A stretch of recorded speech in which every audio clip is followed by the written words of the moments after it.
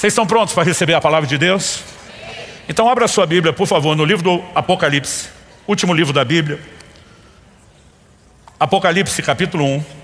Eu quero ler com vocês do verso 12 ao 18. O momento em que o apóstolo João relata uma visão impactante do Cristo ressuscitado. Ele diz assim, Apocalipse 1, de 12 a 18. Voltei-me para ver quem falava comigo. E ao me voltar, vi 7 candelabros de ouro, e no meio dos candelabros um semelhante a um filho do homem, com vestes talares e cingido à altura do peito, com um cinto de ouro. A cabeça e os cabelos dele eram brancos como alva lã, como a neve. Os olhos eram como chama de fogo. Os seus pés eram semelhantes ao bronze polido, como que refinado numa fornalha. A voz era como som de muitas águas. Se você puder, repita isso comigo. A voz era como som de muitas águas. Na mão direita ele tinha 7 estrelas, e da sua boca saía uma afiada espada de 2 gumes. O seu rosto brilhava como o sol na sua força. Ao vê-lo, caía aos seus pés como morto. Porém ele pôs sobre mim a mão direita, dizendo, não tenha medo. Eu sou o primeiro e o último e aquele que vive. Estive morto, mas eis que estou vivo para todo sempre, e tenho as chaves da morte e do inferno. Nessa visão gloriosa, João tem contato não apenas com o Cristo homem, com o qual ele andou, caminhou, nos dias do seu ministério terreno. Agora ele vê aquele que, se por um período de tempo se esvaziou, subsistindo da forma de Deus, se despe para viver como homem no nosso meio. Agora, depois da ressurreição, Cristo vive a realidade da declaração de Paulo em Colossenses 2,8. Nele habita corporalmente a plenitude da divindade. E quando João o presencia, a sua glória é tamanha que ele diz, o seu rosto brilhava como o sol na sua força. Mas em toda a tentativa de escrever a glória, a grandeza, a formosura, a majestade de Jesus Cristo, João faz questão de dizer que ao ouvi-lo falar, a sua voz era como o som de muitas águas. E essa declaração, ou esse adjetivo da voz de Deus, não foi usado apenas por João. Na verdade, é uma expressão usada ao longo das Escrituras. Em Ezequiel, no capítulo 1, no verso 24, quando o profeta fala de uma visão que ele tem dos querubins, ele diz assim, quando eles andaram, ouviu o ruído das suas asas, que era como o som de muitas águas, como a voz do Onipotente. Um som de tumulto como o tropel de um exército. Quando eles paravam, abaixavam as asas. Para falar do barulho das asas, ele não só fala do som de muitas águas, mas ele relaciona isso com a voz do Onipotente. Em Ezequiel, no capítulo 43, verso 2, nós lemos, eis que do lado leste vinha a glória do Deus de Israel. A sua voz era como o som de muitas águas, e a terra resplandeceu por causa da sua glória. Jeremias 51, 16, nós também lemos, quando ele faz soar a sua voz, está falando de Deus, logo há tumulto de águas no céu. A palavra traduzida tumulto, ela significa ruído, barulho, rugido, Ou seja, o tempo todo, a ênfase é colocada não apenas em quanta água.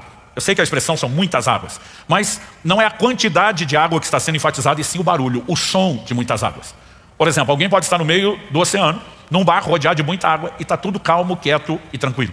Mas quando se fala do ruído de muitas águas, aí você tem que pensar nas ondas do mar, e quanto maior a onda, maior é o barulho. Você pode pensar em cachoeiras, elas fazem barulho. E quando a Bíblia está usando essa analogia, a ideia é justamente falar do barulho. E qual é o ponto de destacar o barulho? Só para dizer que Deus tem pulmão forte, que a voz dele é barulhenta, não. A analogia deve nos remeter a um outro entendimento, que é a palavra de Deus falando mais alto na nossa vida, fazendo mais barulho, traduzindo, tendo mais influência do que qualquer outro tipo de ruído ao qual eu e você possamos ser expostos.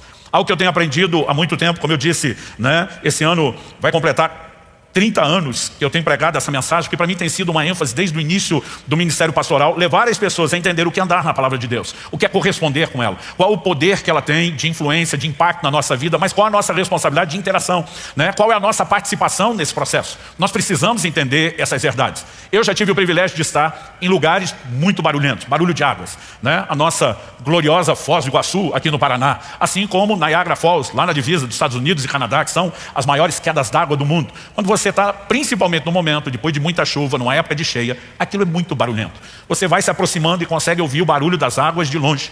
E muitas vezes, você percebe conversando com as pessoas, quando você está visitando esses lugares, que você precisa falar mais alto, porque tem, de fato, barulho lá. Então, essa ideia do barulho é algo que eu e você precisamos compreender. Por quê? Há um lugar de influência que a palavra de Deus precisa exercer na minha e na sua vida, fazendo mais barulho do que outras vozes. E eu quero ler com vocês Atos capítulo 19, verso 20.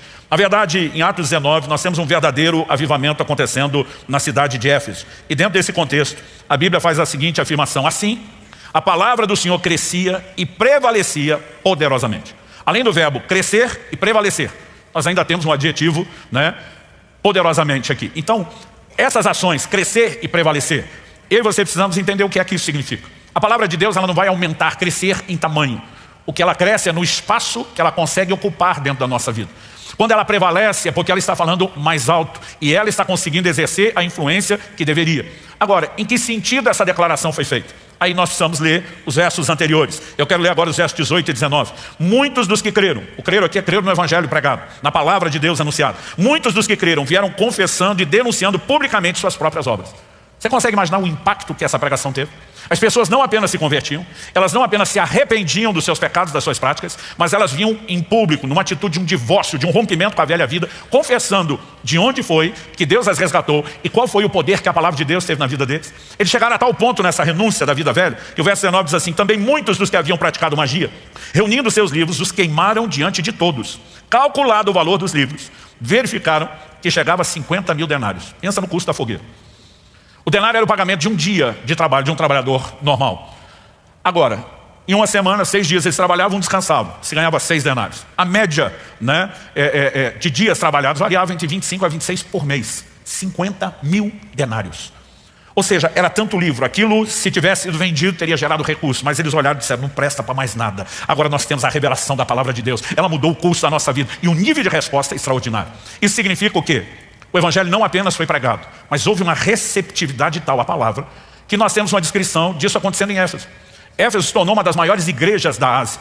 Ainda na época do pastoreado do apóstolo João, né? Ela teve líderes como Paulo, Timóteo, e depois João, um dos 12, o apóstolo amado à frente da igreja. Ela chegou a ter mais de 20 mil cristãos servindo naquela igreja.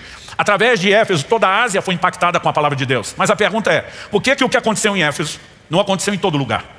Porque se a palavra de Deus produzisse resultados de forma automática e espontânea, em todo lugar tinha que ter acontecido a mesma coisa. Mas o que ela encontrou ali, que permitiu que ela não só crescesse, mas prevalecesse poderosamente, foi receptividade, foi interação. Quem está entendendo, diga amém. Então, há lugares onde nós percebemos que de fato houve impacto, que igrejas se tornaram frutíferas, e quase sempre, de forma explícita ou implícita, o que nós vamos perceber é que essas pessoas de fato se abriram, né, se tornaram receptíveis à ação da palavra de Deus. Elas simplesmente abriram espaço no íntimo. O apóstolo Paulo fala, né, também aos Tessalonicenses, né, da forma como eles também receberam a palavra de Deus, não como palavra de homem, mas de Deus. Ou seja, pessoas que tratam de forma diferente a palavra de Deus e se expõem a ela, vão inevitavelmente, consequentemente, experimentar uma ação mais profunda e poderosa. Então, o significado de voz de muitas águas, a ênfase não é só muito, mas é o barulho que as muitas águas podem fazer a ponto da voz de Deus, a palavra de Deus, encobrir as outras vozes. Estabelecido esse primeiro significado, né, que a expressão voz de muitas águas enfatiza mais barulho do que só quantidade, eu quero agora trabalhar um outro conceito prático. Como eu disse, já tive o privilégio de estar tanto em Foz do Iguaçu como em Niagara Falls. É impressionante o barulho que aquilo pode fazer, né? Eu gravei um vídeo resumindo essa mensagem, um sub-12, voz de muitas águas, né? Praticamente assim, no ponto mais próximo que poderia se chegar, que os turistas podem chegar lá no Parque Iguaçu. E eu lembro que eu cheguei a ficar rouco daquela gravação, porque a gente tem que quase gritar enquanto está falando, né? Porque aquele barulho concorre. Mas ainda assim você consegue se fazer ouvido. Então, seja os turistas estão visitando, um vídeo como esse que grava, dá para competir com aquele barulho e ser ouvido. Mas eu tive uma experiência também, há mais de 30 anos atrás, eu lembro que ainda era, né, solteiro, e eu estava com os jovens da igreja em Guarapuava. Nós fizemos um retiro, um acampamento, numa cidade próxima, no Candói. E a região onde estávamos, chamada de Santa Clara, tem uma cachoeira. Eu lembro que o dia que terminou o acampamento, alguém me chamou e falou: pastor, a maioria já foi embora de ônibus, e agora tem um pequeno grupo que vai voltar de carro. Está mais fácil de gerenciar e ter segurança, então só vou te falar agora. Tem uma cachoeira aqui, do ladinho onde nós estamos, maravilhosa de se ver e visitar. Vamos dar uma parada? Eu falei: vamos. Mas quando ele falou, o grupo é menor, eu pensei: não é só visita, essa turma vai querer tomar banho, né? E de fato, quando chegamos lá, a cachoeira, honestamente eu não me lembro com exatidão, mas eu acho que a queda dela, ela devia ser mais ou menos da altura do forro até o chão aqui. Mas quando a gente chega, ela não faz aquele barulhão de Foz do Iguaçu. A gente está olhando, o cenário é bonito, era um dia calor, a maioria de nós resolveu entrar para tomar banho. Então aquela pessoa conhecia e falou: olha, aquele canto de lá é melhor ninguém andar por lá. As pedras são muito escorregadias, acumula muito limbo, e cair na pedra não é legal, machuca para valer. Então eu chamei o grupo, dei instruções: gente, nós vamos até esse ponto, ninguém sai daqui para lá, conversamos tudo, entramos. E você sabe que não é que o jovem desobedece, a memória dele é curta para as regras. E daqui a pouco eu lembro que alguém saiu e começou a ir para aquele lugar. E a gente estava debaixo da água. Não era um volume de água imenso, mas pela altura, né, tinha lugares onde a queda d'água era mais forte que nem dava para ficar embaixo, chegava a machucar as costas. Então a gente está ali tomando banho debaixo daquela, né, água, daquela massagem intensa, pesada. E quando um começou a sair, eu comecei a gritar, chamando o nome dele, para dizer, não vá para lá. Ele não me ouvia. Eu sinalizava, todo mundo gritava, ele não ouvia, né? O que estava por último, conseguiu estender a mão, puxar ele pela camisa, dar sinal, mas não ouvia. Era bem menos água do que Foz do Iguaçu. Mas a dificuldade de ouvir estava muito maior ali. Por quê? Por causa da proximidade. E Deus me fez pensar nisso como uma ilustração de algo importante que eu e você precisamos. A questão não é só quanta água, usando a palavra de Deus como figura, você tem na sua vida. É lógico, quanto mais conhecimento, entendimento da palavra, melhor. Mas o ponto principal é qual é a proximidade que você tem da água. Alguns cristãos que conhecem muito a Bíblia, mas já não estão vivendo próximos, debaixo da influência como deveria. Você tem os novos convertidos, que ele não tem o volume de água que alguns crentes têm, estilo Foz do Iguaçu, Niagara Falls, mas eles estão lá na cachoeirinha do Candói, mas estão debaixo. E a palavra de Deus está encobrindo as outras vozes. Então algo que precisa ser claro para mim e para você, quando falamos de praticidade do Evangelho, é que há uma necessidade de interação com a palavra. E há elementos onde eu e você é que somos os responsáveis. Né? A palavra de Deus é muito clara, tanto sobre o que ela pode produzir em nós, mas sobre a nossa necessidade de interação. Né? O que ela pode produzir na minha e na sua vida. Né? Ela debaixo da ação do Espírito Santo, gente, a palavra e o Espírito Santo operando junto é uma química explosiva. Nós precisamos reconhecer isso. Olha a criação, Gênesis capítulo 1. O Espírito pairava sobre a face das águas e disse Deus. A combinação do poder do Espírito Santo com a palavra de Deus gerou tudo isso que eu e você vemos hoje, todo o universo conhecido. Quando o anjo Gabriel aparece a Maria por ocasião da anunciação, ele diz para ela, depois de com o mensageiro trazer a palavra de Deus, ele diz para ela, descerá sobre ti o Espírito Santo. O poder do Altíssimo te envolverá com a sua sombra. Maria diz, cumpra-se em mim segundo a sua palavra. A combinação da palavra com o Espírito Santo sempre vai operar poderosamente na minha e na sua vida. O que é que a palavra, pelo poder do Espírito, vai operar na minha e na sua vida? Salmo 19:7 diz, a lei do Senhor é perfeita e restaura a alma. Quando eu e você nos convertemos, toda a dívida foi perdoada, todo o pecado foi apagado. Mas venhamos e convenhamos, a gente entra no reino de Deus meio lesado. Em termos de consequências, de marcas, nas emoções, na maneira de pensar, nos nossos valores. E agora eu e você precisamos de um processo de restauração. Tiago capítulo 1 diz, recebei com mansidão a palavra em vós implantada, a qual é poderosa para salvar as vossas almas. A palavra ali traduzida salvar, sozo, ela, diferente de sotero, que é muito usado para falar de salvação, ela tem ideia de cura, de restauração. E como eu disse, Salmo 19:7 diz que a lei do Senhor é perfeita e restaura a alma. Existe restauração para a nossa forma de pensar, para as nossas emoções, para os nossos valores, e ela será produzida pela palavra de Deus. A palavra de Deus traz direção para a forma como eu e você devemos viver. Salmo 119:105 diz, lâmpada para os meus pés é a tua palavra, luz para o meu caminho.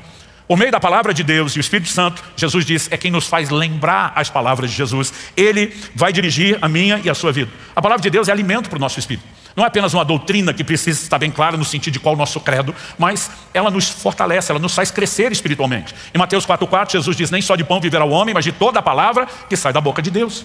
Ela também gera fé. Romanos 10:17 diz que a fé vem por ouvir e ouvir a palavra de Cristo. Ou seja, como imaginar a capacidade de ser bem sucedido em qualquer área da vida cristã, sem o recurso da palavra de Deus operando na minha e na sua vida, pelo poder do Espírito Santo e com aquele toque personalizado. Mas isso não significa que só porque a palavra de Deus tem todo esse poder, que ela automática ou espontaneamente vai produzir resultado. Se eu e você não entendemos a nossa responsabilidade de interação. Eu acabei de citar Tiago 1:21, recebei com mansidão. Com mansidão é baixa defesa, baixa guarda, se exponha, se faça vulnerável. Receba com mansidão a palavra em vós implantada. Não está falando receba aquela pessoa que nunca ouviu o evangelho e vai se abrir. Está falando de gente que já foi regenerado pela palavra, mas precisa se deixar ser trabalhado por ela. Se não houvesse interação, qual seria o sentido de textos como Hebreus 3:15, Hebreus 4:7, que, citando o Antigo Testamento, disse, hoje ouvides a sua voz, não endureça o coração. A maneira como eu e você nos comportamos diante da palavra ouvida determina se ela vai ter espaço de operação na minha e na sua vida ou não. Em Hebreus, no capítulo 5, no verso 11, na sequência, ainda ampliando o raciocínio, a Bíblia fala daqueles que se tornaram tardios em ouvir. Eram pessoas que já deveriam, pelo tempo decorrido, ser mestres, estar ensinando a palavra aos outros, mas o escritor diz que eles precisavam que de novo e de novo e de novo se ensinasse os princípios elementares da doutrina de Cristo. Ou seja, eles até ouviam, mas aquilo não entrava, não produzia diferença. É como se nunca tivessem ouvido. O próprio Jesus, em Mateus capítulo 11, verso 15, Mateus 13, versos 9 e 43, e por várias vezes no livro do Apocalipse vai dizer, quem tem ouvidos para ouvir, ouça. Ele não está falando do ouvido natural. Ele está dizendo, preste atenção, porque a maneira como você vai ouvir determina o resultado da palavra. Aliás, isso, em essência, é a mensagem da parábola do semeador. Quando ele diz, o semeador saiu a semear, ele explica que a semente é a palavra de Deus. Mas tem um solo que a semente sequer entrou, nem germinou. A Bíblia diz, esses são os que ouvem a palavra de Deus e não entendem. O inimigo vem e lhes rouba a palavra. Outros dois solos seja o solo, né, pedregoso ou terreno com espinhos, a palavra até entra, germina, começa o processo, mas é abortado, o processo não é concluído. E Jesus explica quais são os concorrentes da palavra de Deus. Mas depois ele fala daquele que produziu frutos a 30, 60, 100 por um. E diz, esses são os que ouvem a palavra de Deus e a entendem. Quando existe receptividade, quando existe abertura, quando existe percepção, Deus pode trabalhar em nós não apenas a compreensão, como a aplicação da sua palavra. Então, quando eu falo de distância, do tanto de água que temos, é lógico, quanto mais água você tiver, melhor. Mas não adianta ter muita água e distanciar do que tem. Nós precisamos entender que na dinâmica da vida cristã, né, o seu histórico já não tem tanto peso. É lógico que ao longo dos anos, quem permanece com um bom testemunho está acumulando experiência e autoridade. Mas não adianta ter tido um bom testemunho no passado e perdê-lo depois. O apóstolo Paulo escreve aos Gálatas e diz, vocês corriam bem. Quem foi que os impediu de continuar obedecendo à verdade? Ah, mas eu tenho histórico de muita obediência nos primeiros anos. E daí? Por que agora você está longe disso? Então alguém que já esteve perto, que a palavra de Deus falou mais alto, ele pode distanciar. E nós precisamos ficar atentos. Não apenas a respeito do volume de água, mas qual é a nossa proximidade. O quanto estamos ou não nos deixando ser influenciados. Quem está entendendo, diga amém. Então eu quero usar o tempo que me resta para apresentar agora a você uma orientação um pouco mais prática. No livro eu falo a respeito de 9 tipos de vozes que vão tentar abafar a palavra de Deus, mas que a palavra de Deus é que deveria encobri-las. E eu quero trazer aqui um resumo. Não dá para ser detalhista em nenhuma delas, senão a gente estaria naquele tipo de culto sem fim. Mas eu quero trazer um pequeno resumo. Em 1 Coríntios, no capítulo 14, no verso 10, o apóstolo Paulo diz assim, há sem dúvida muitos tipos de vozes no mundo, e nenhuma delas é sem sentido. Outra tradução diz, nenhuma delas é sem significado, muitas vozes. A verdade é que enquanto Deus está falando e procurando espaço no nosso coração, tem muita concorrência. É um ambiente de muito ruído, de muito barulho, muitas vozes. Eu quero destacar algumas, essa lista poderia ser maior, das vozes com as quais eu e você temos que lidar e que concorrem conosco. Eu vou começar pelo início. A primeira voz a ser destacada é aquela que aparece no início da descrição bíblica, lá no livro de Gênesis, no capítulo 3. Eu vou chamar de a voz da tentação. O primeiro casal recebe de Deus uma clara orientação, ou seja, a palavra de Deus, a voz de Deus, dizendo o que é que eles poderiam e o que não poderiam fazer. Mas de repente uma outra voz se infiltra. É a voz do tentador, que eu vou chamar da tentação.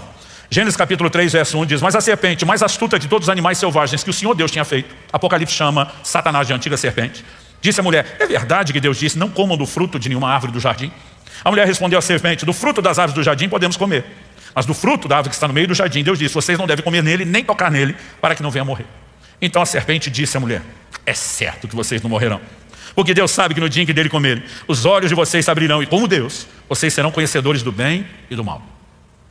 Verso 6, vendo a mulher que a árvore era boa para se comer, olha a progressão, boa, agradável aos olhos, e árvore desejável para dar entendimento, tomou do seu fruto e comeu, deu também ao marido, e ele comeu.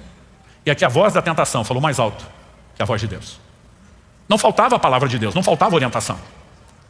Mas o diabo trabalha sempre tentando relativizar a palavra de Deus. Ah, não pode comer nenhuma árvore? Não, é só dessa que não. Não, vai nada. Deus está trolando vocês. Deus está tentando privar vocês do que realmente é bom.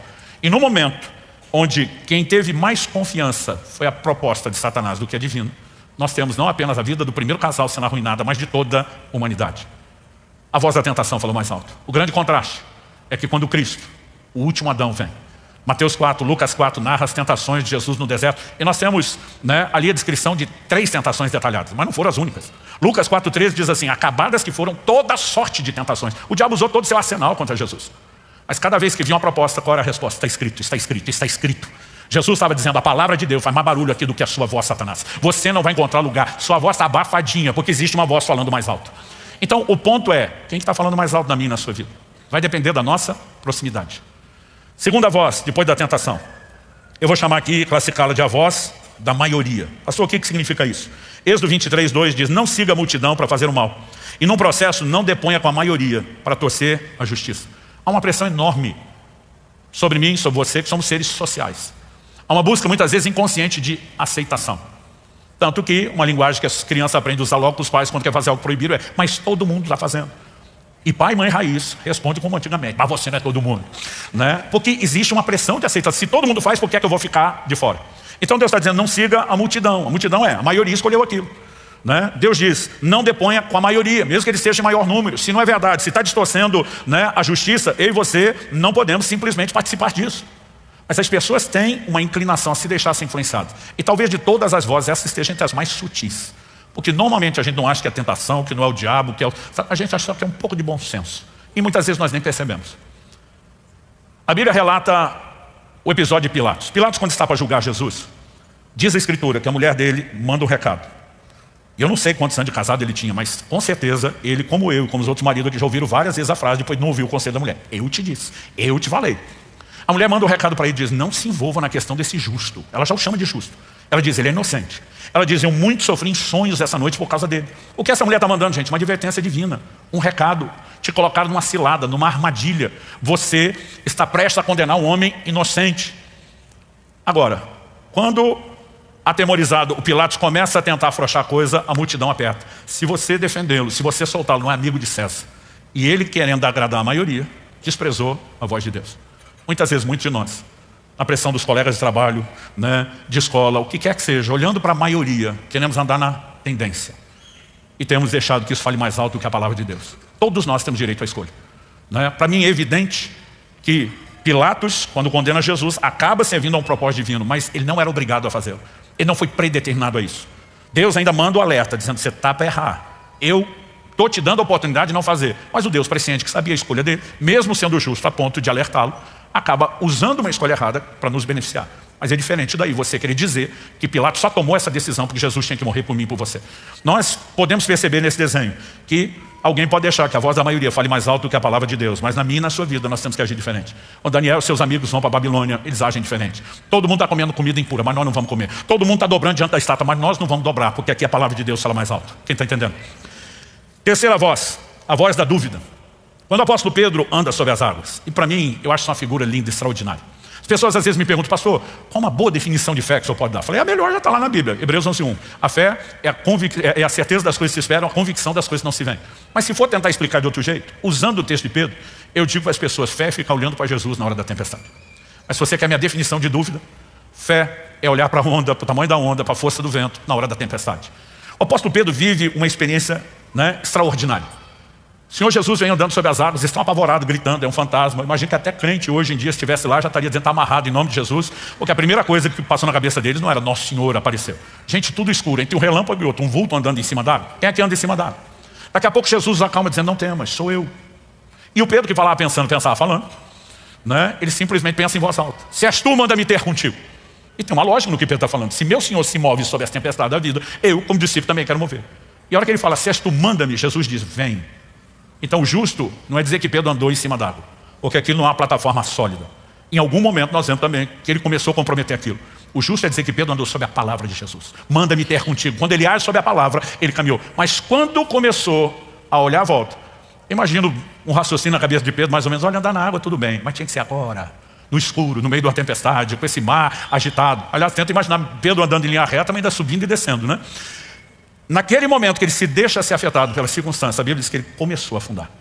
Porque preste atenção, a fé e o medo, a fé e a dúvida não dividem o mesmo espaço. Onde um entra, o outro sai. Se a fé entra, o medo sai. Se o medo entra, a fé sai.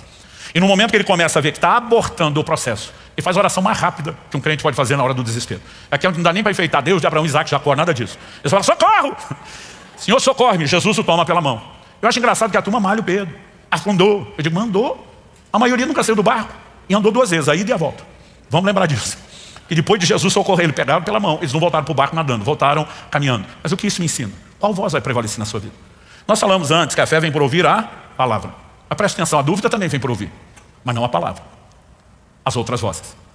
Quando aqueles 2 espias, Josué e Caleb, voltam diante do povo e começam a empolgar, a terra é boa, né? Nós vamos possuí-la, o Senhor está conosco. Os outros 10, não, a terra é boa, mas não é para nós subir, não vamos dar conta. A Bíblia diz que eles derreteram o coração do povo. A dúvida também vem por ouvir, um relato contrário à palavra de Deus. E minha pergunta é, a quem você está dando ouvidos? Porque isso vai determinar o resultado, se você vai andar em fé ou na dúvida.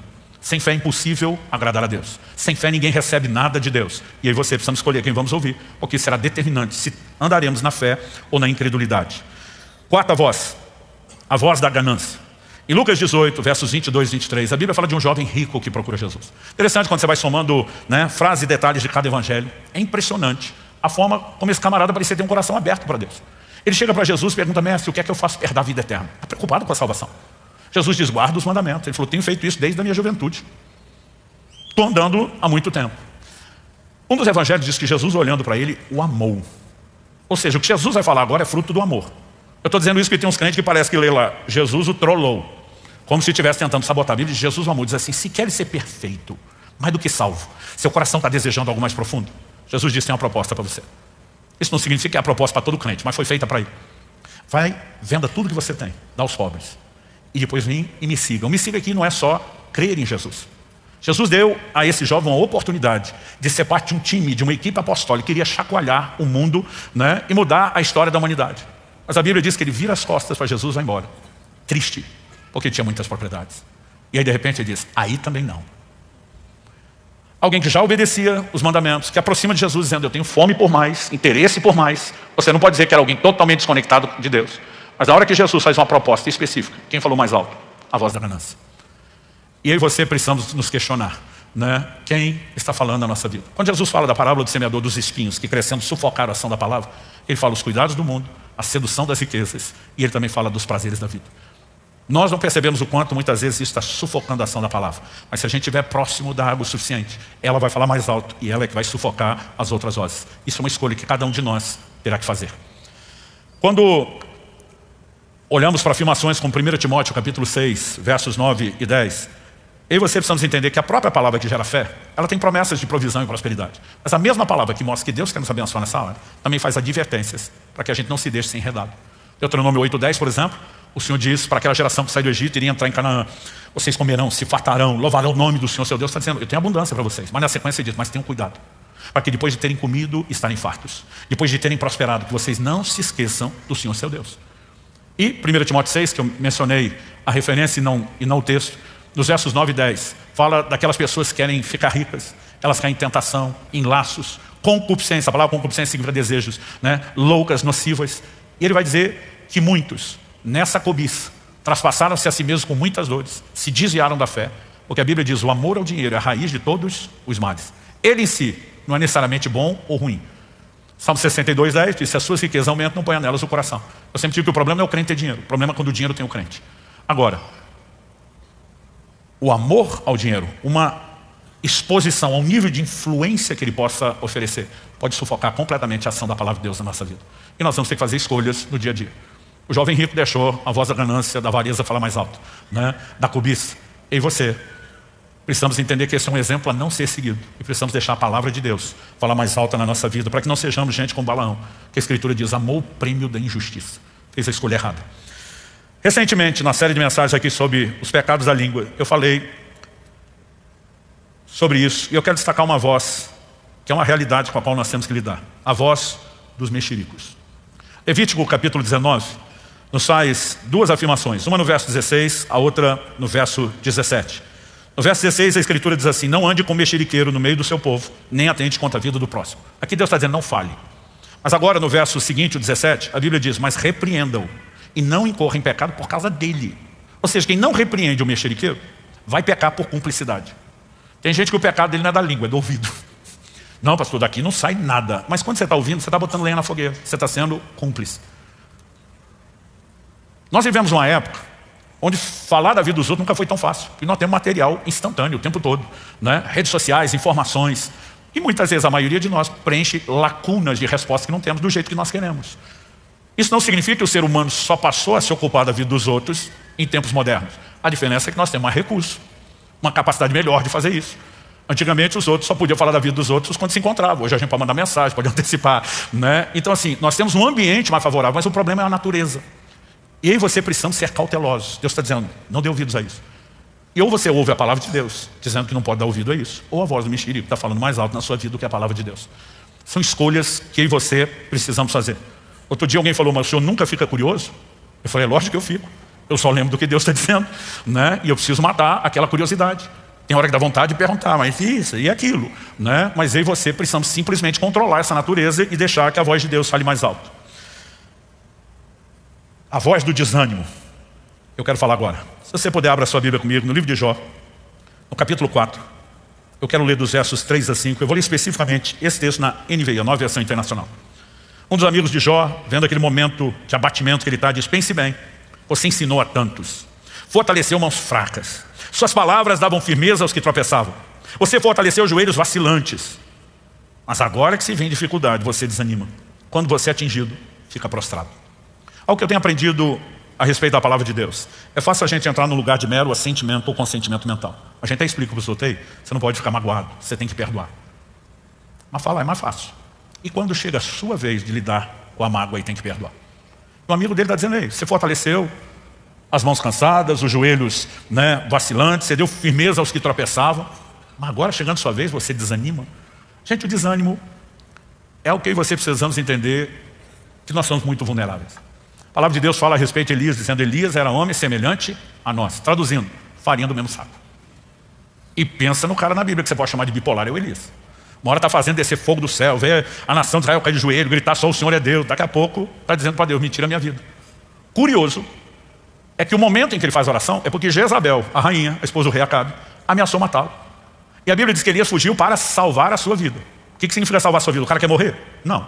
Mas agora que fugiu, ele disse para Deus, melhor é morrer do que viver. Se eu sou Deus, eu falo para ele, então volta que Jezabel resolve o seu problema. Aliás, já teria resolvido se não tivesse vindo para cá. E tem hora que nem a gente se entende, nem a gente sabe o que quer. Nossas emoções podem variar em muito. Agora, vamos parar para pensar um pouco. Durante 3 anos e meio de seca, o juízo que Elias da parte de Deus anunciou, a Bíblia diz que Deus escondeu o profeta Elias. No momento que ele vai mandar mensagem para Acabe, dizer, vamos se encontrar lá no alto do Carmelo, o servo de Acabe, que tinha que ser o mensageiro, falou para Elias, não faz isso. Ele diz, não houve reino, não estava falando só de Israel, onde meu Senhor não tivesse vasculhado te procurando e nunca te achou. Se eu falar que você está aqui agora, e o Espírito de Deus te tomar daqui, quem vai perder a cabeça sou eu. Ou seja, o cara vasculhou não só Israel, todos os tempos, mas Deus o escondeu, não só escondeu, sustentou. Nessa hora, não é só Elias lembrar o que Deus tem feito, o que ele tem falado, como tem cumprido a sua palavra, mas de repente, o desânimo começou a falar mais alto do que a palavra de Deus. Aquilo que João um dia carregou da parte de Deus para fortalecer os outros, de repente não está tendo efeito para ele, porque a questão não é só você ter água, é se você vai continuar perto dela.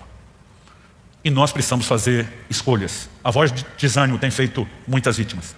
Muita gente tem se abatido, tem arrefecido na fé e no seu ritmo de caminhada, mas eu e você precisamos permitir que a palavra de Deus fale mais alto, que ela encubra as outras vozes da nossa vida. Quem está entendendo, diga amém. Me permite falar um pouquinho agora sobre a voz do preconceito. Pastor, o que é isso?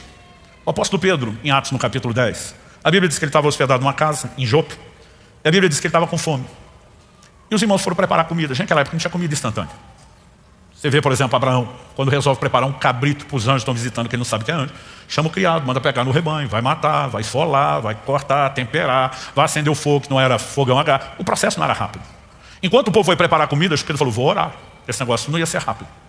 Acho que Deus aproveita o contexto, o Pedro com fome, esperando a comida. Enquanto Pedro está orando no telhado da casa, a Bíblia diz que sobreveio-lhe um êxtase, e ele tem uma visão. A visão desce um lençol, com todo tipo de animais. E Deus diz para Pedro, levanta, mata e come. Interessante, Deus fala isso bem na hora da fome. O que é que Pedro responde para Deus? É Deus falando com ele. De modo nenhum, Senhor, porque nunca entrou nada impuro na minha boca. Do que é que Pedro está falando? De acordo com a lei de Moisés, essa lei já não estava mais em vigor, mas Pedro viveu sob ela sua vida inteira. Havia uma série de animais considerados impuros. Jesus, os evangelhos são claros em dizer que Jesus declarou puro todos os alimentos. Isso mudaria, né? Hebreus 7:2 diz que onde há mudança de sacerdócio, há mudança de lei.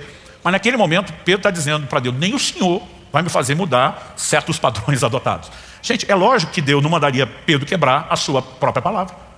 No livro de Tiago nós lemos que Deus não pode ser tentado pelo mal e ninguém tenta. Agora, como é que alguém vai discutir com Deus dizendo, meus valores são mais elevados e puros do que o seu? A verdade é que muitas vezes nós temos uma mente formatada por certos preconceitos. E por que Deus usou a figura da alimentação? Para que Pedro entendesse a alegoria depois. Ele seria chamado para pregar na casa de gentios, pela primeira vez na história. O evangelho seria comunicado direta, deliberada, intencionalmente a gentios, a não judeus. É um momento onde Deus está abrindo a porta da salvação para além da casa de Israel. Um momento histórico, mas Pedro não teria obedecido. Aliás, depois que ele vai na casa de Cornélio, prega, o Espírito Santo é derramado, uma coisa linda, e a notícia chega em Jerusalém antes de Pedro. Quando Pedro chega lá, está todo mundo com pedra na mão. Você entrou na casa de gentios, comeu com eles. E Deus usa a figura para dizer para Pedro, não chame de impuro o que eu purifiquei. E a verdade é que, assim como Pedro não teria pregado aquele grupo de pessoas, às vezes eu e você não vamos pregar um certo grupo de pessoas. Nós não vamos relacionar com outros tipos de pessoas. E muitas vezes, nós estamos movidos apenas de preconceito. Porque estamos falando de pessoas a quem Deus ama, para quem Deus tem um plano, para quem tem um propósito, para quem tem nos chamado. E não acho você que nós estamos isentos disso. Um líder como Pedro, uma das colunas da igreja, estava exposto, corria esse risco. A pergunta é em nós. Eu lembro de um tempo atrás, quando a igreja começou a crescer, na época estávamos no outro tempo na Água Verde. Uma pessoa veio reclamar comigo e falou: pastor, a clientela aqui está mudando, né? Está aparecendo uns tipinhos complicados. Eu falei: como é que é? Não, pastor, tem um agente aí, ó, que fala estranho. Eu falei: você acha que isso é lugar de quê? A igreja é hospital, é lugar de salvação. É, pastor, mas a gente tem que manter um certo padrão. Eu falei: depende de quem bota o padrão, senão eu não estaria aqui. Muitas vezes a gente nem percebe a influência que esse preconceito pode ter. E eu estou dando um exemplo que envolve evangelismo. Mas a verdade é que a gente pode agir assim em relação a muitas coisas. Mas felizmente, na vida de Pedro, a palavra de Deus falou mais alto. Ele consegue compreender. Mas por quê? A Bíblia diz: enquanto Pedro refletia acerca de qual seria o significado da visão.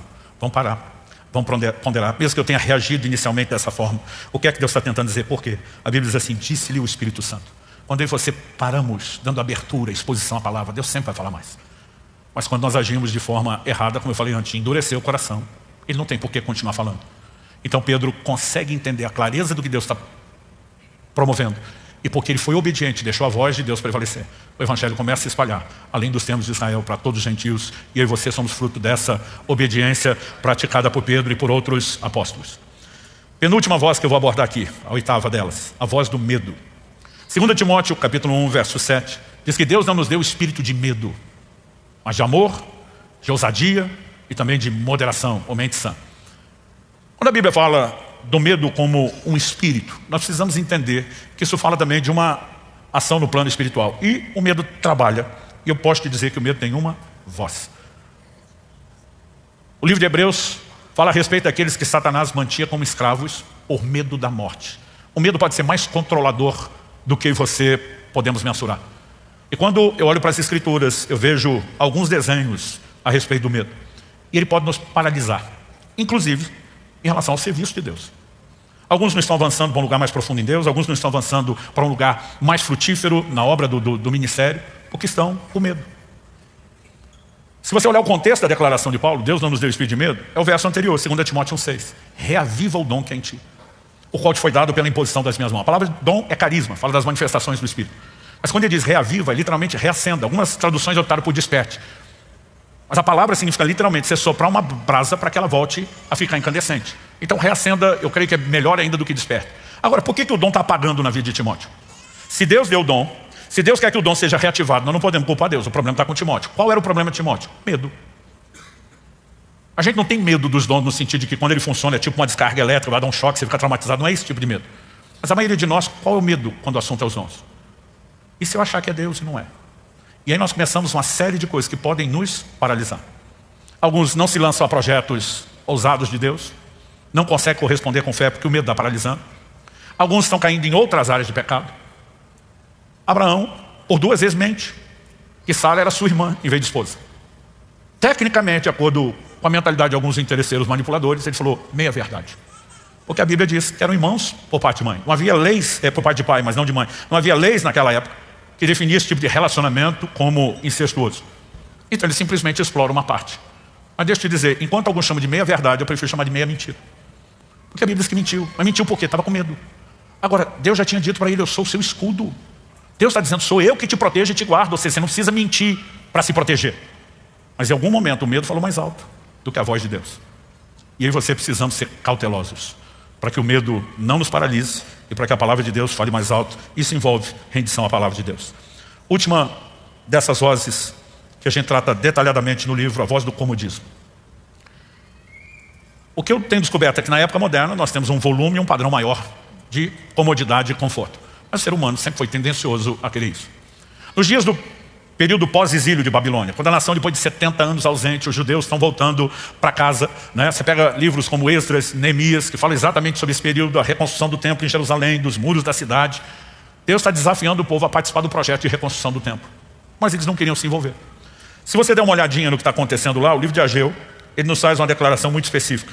Ageu, capítulo 1, eu vou ler do 2 ao 4. Assim diz o Senhor dos Exércitos: esse povo diz, ainda não chegou o tempo em que a casa do Senhor deve ser reconstruída. Por isso a palavra do Senhor veio por meio do profeta Ageu, dizendo: acaso é tempo de vocês morarem em casas luxuosas, enquanto esse templo permanece em ruínas? É impressionante o nosso poder de dar desculpa. Deus está levantando os profetas, chamando todo mundo para a reconstrução da casa. Não chegou o tempo, não é a hora. Por que eles estão dizendo isso? Eu digo: enquanto minha casa está em ruínas, vocês estão morando em casa luxuosa. Vocês estão focados no que é bom para vocês. Nenhum de vocês quer sacrificar tempo, recurso, hora de trabalho para fazer o que eu preciso. Isso é bem a gente. Pastor, eu preciso mesmo evangelizar? Por que vocês ficam botando essa pressão de compartilhar fé, de tem que liderar? Outro dia eu falei, a igreja virou um lugar de opressão. Eu falei, não, a igreja é um lugar de obediência. Nós temos uma grande comissão, uma ordem de Jesus. Não é a grande sugestão, é a comissão. Ide, prega o evangelho, faça discípulo das nações. Atualmente a gente pode tirar o Czinho e dizer que virou a grande omissão, que a gente não quer fazer. Mas não quer fazer por quê? Ah não, eu quero cuidar de mim, eu quero cuidar das minhas coisas, nós estamos o tempo todo atrás de comodidade. Só que se quem pregou o evangelho para você tivesse sido cômodo, você não estava salvo hoje. E a comodidade é quando a gente olha só para a gente de forma egoísta. Nunca vai haver altruísmo, sacrifício, se a gente não deixar a palavra de Deus mexer conosco. Só qual o problema? O problema é que os caras dizem, não vamos perder nosso tempo, nem recurso e energia lá, porque a gente quer o melhor aqui, mas isso nunca dá certo. Olha o que Deus diz. Versos 5 e 6, continuando a G1. Portanto, assim diz o Senhor dos Exércitos, considerem o que tem acontecido com vocês. Vocês semearam muito e colheram pouco. Comem, mas isso não chega para matar a fome. Bebem, mas isso não dá para ficarem satisfeitos. Põem roupa, mas ninguém se aquece. E o que recebe salário, recebe para colocá-lo numa sacola furada. Insuficiência. Eu estou dizendo, vocês não me dão tempo e não prosperam no que fazem. Porque eu não posso abençoar o que vocês estão fazendo. Mas o povo é chamado não só ao arrependimento, mas a uma mudança de atitude. Em Ageu, no capítulo 2, a partir do verso 15, nós lemos o seguinte. Agora considerem tudo o que aconteceu desde aquele dia. O que é aquele dia? É o ponto da virada. Antes de vocês terem começado a colocar pedra sobre pedra no templo do Senhor. Ou seja, agora eles vão ouvir a voz de Deus. Vão se dispor a trabalhar em prol da restauração do templo. Antes daquele tempo, alguém vinha um monte de trigo esperando encontrar 20 medidas e havia somente 10. Vinha ao lagar para tirar 50 medidas, havia somente 20. Eu seria com queimaduras, com ferrugem, com granizo, em tudo que vocês fizeram. Mas não houve entre vocês quem voltasse para mim, diz o Senhor. Por isso, desde o dia de hoje, desde o 24º dia do mês nono, Deus está dizendo, pode anotar aí na folhinha, no calendário. Desde o dia em que foram lançados os alicerces do templo do Senhor, considere o seguinte. Ainda há sementes no celeiro? A resposta era não. Além disso, a videira, a figueira, a romazeira e a oliveira não têm dado frutos. Mas desde hoje em diante, eu abençoarei vocês. Deus está dizendo, se você deixar o seu comodismo, você vai ter mais resultado do que quando só pensa em você. Se você deixar seu egoísmo, eu vou te abençoar mais. Pedro tentou pescar a noite inteira, não pegou nada. Dia seguinte, Jesus chega no auge da frustração, do negócio ruim, fala para ele, posso usar seu barco? Jesus precisava não só se afastar da multidão pela pressão, mas por questões técnicas, acústicas. A Bíblia fala de Jesus do Sermão do Monte, diante do mar da Galileia, que é um grande lago. Por quê? Questão acústica, eles não tinham aparelho de som como você tem. E Jesus falava para milhares de pessoas. Então o formato das arenas antigas já eram esses barrancos. Mas quando você ainda tem água atrás de você, normalmente o vento está soprando em direção à terra. E Jesus usa o barco de Pedro, comunica a palavra a todo mundo. O cara já está sem resultado, ainda vai perder mais um tempão com o barco cedido para Jesus sem produzir. Quando Jesus termina de pregar, ele vira para Pedro e diz, agora lança as redes. E a Bíblia fala de uma pesca milagrosa. Presta atenção, não tem chance de você ceder seu tempo, seu negócio, em prol do reino de Deus, e não ser abençoado com isso. Então nós vamos ter que reconsiderar nossos conceitos de comodidade. Porque a comodidade está nos prejudicando e não nos abençoando. E quando nós entramos no modo sacrifício, que é o padrão do estilo de vida cristã, nós vamos não só cumprir o propósito de Deus, nós vamos ter resultados melhores. E o melhor de tudo, a palavra de Deus será falado mais alto. Esses são alguns dos exemplos que a gente trabalha, quer te encorajar a avaliar a sua vida. Eu encerro aqui questionando, que voz tem prevalecido na sua vida? Nós precisamos voltar à palavra. E quando eu falo voltar à palavra, não é só ler, é meditar, é permitir que o Espírito da verdade opere em nosso íntimo, avive nossa consciência espiritual e abafe todo e qualquer outro ruído ou voz na nossa vida. Vamos ficar em pé? Pai, nós oramos e clamamos graça e favor do Senhor sobre cada um. Nós oramos, Pai, por aquele toque e ação pessoal do Teu Espírito Santo em nós. Nós queremos não apenas processar, digerir essas verdades com a meditação, a reflexão, que é parte tão importante de receber a Tua palavra. Nós queremos ser encontrados vulneráveis, trabalhados, despertados pelo Senhor. Porque queremos viver a plenitude do Teu propósito. Queremos que a Tua palavra cresça e prevaleça poderosamente nas nossas vidas. Queremos que ela seja como voz de muitas águas, uma voz que encobre todo o ruído e outra e qualquer voz. E que dessa forma, não apenas o Senhor seja exaltado, glorificado, mas nós possamos viver a plenitude daquilo que o Senhor tem. Eu oro que o Senhor fortaleça, encoraje, abençoe cada um dos meus irmãos e irmãs nesse lugar e aqueles que nos acompanham pela internet. Nós oramos em nome de Jesus e para a glória de Deus. Se você crê, concorde, diga amém. Se você recebe essa palavra, diga eu recebo em nome de Jesus.